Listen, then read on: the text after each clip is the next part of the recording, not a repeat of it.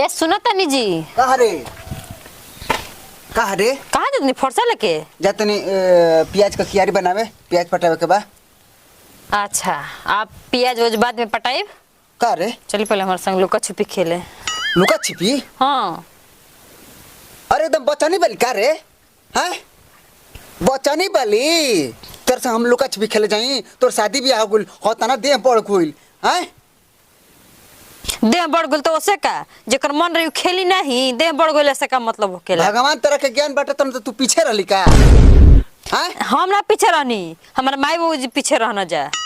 वैसे हमरा के ज्ञान ना देहना जा समझ गई ना मिला कर ना का। हाँ तो पहले माई बाबू नहीं ना कि पहले हम ही आगे नहीं का टपत माना माने माई बाबू के ज्ञान दे भगवान तबे ना हमरा के माई बाबू हमर ज्ञान दिहन हमके हैं क्या पर मन में ज्ञान सीख के आ जानी का पागल कहीं पे आ सुनी ना आ उलका चुपके छोड़ी चलो ओका बोका खेले चली जा। अरे चलो ना मार दे फरसा का हुरावल ने तवा टूट जाइए ना तो छोड़ हमरा के जाए दे ठीक ना। ए सुन बो अरे बुजारी कहतन कि मान जो जाए दे हमरा के प्याज का कियारी बना के प्याज रोपे के बा हट। ए तो हमार पहले संगे पहले ओका बोका चला खेले आ तब एकर बाद कियारी के बोई ह अच्छा कियारी पटाई ह अच्छा प्याज पटाई ह चलो हट हमरा के दे दे नी पुत्रा चल चल पहले ओका बोका खेले चल हम कहत न कि पहले चलो ओका बोका खेले तब एकर बाद कतई जई ह ये हद में हरार बाड़ी तू रे हां तो चला ए तो हट न तो मार दम तो तवाल टूट जा हट हमरा नी पुतुर कबे से कहत तो सुनई नहीं खे देत आई चल बा कि ना चल बा चल दो गलो चल चल है एकदम ये हमरा का परेशान क के एकदम पागल में हरार से हमारे बियाह हो गइल ना चढ़ा के बुझली ना पगले बुझली तू चला का बोल ओका बोका तीन तड़ोका लैया लाठी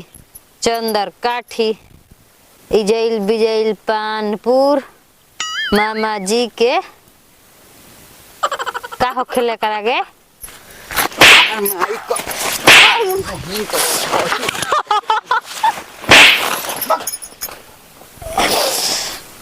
दो गले मार के गोले आया वाह तो देख तो हम छाका पाजा छुड़ावा तनी की ना जौने हमार पागल मेहरार पर अधमत से बियाह हो गइल ना एनिए बतियावत ने ओनिए कर ले हम का कही कहनी बाबू ले कि ये मेहरार से मत बियाह करे लड़की से बियाह मत करम हैं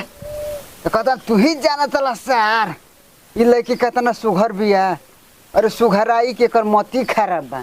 पागल के संगे पागल बन जातनी हम।